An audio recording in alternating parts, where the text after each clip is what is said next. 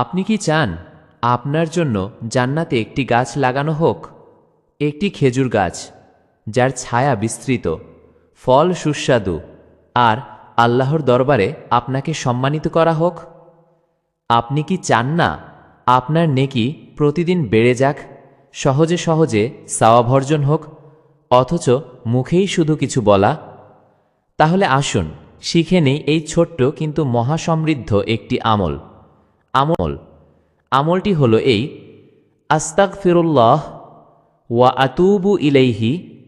অর্থ, আমি আল্লাহর নিকট ক্ষমা চাই এবং তার দিকে প্রত্যাবর্তন করি। নিত্যনতুন আমল ও দ্বীনি পরামর্শ পেতে আমার চ্যানেল আসুন দ্বীনের পথে সাবস্ক্রাইব করুন।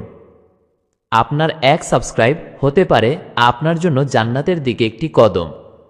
ওয়াসসালামু আলাইকুম ওয়া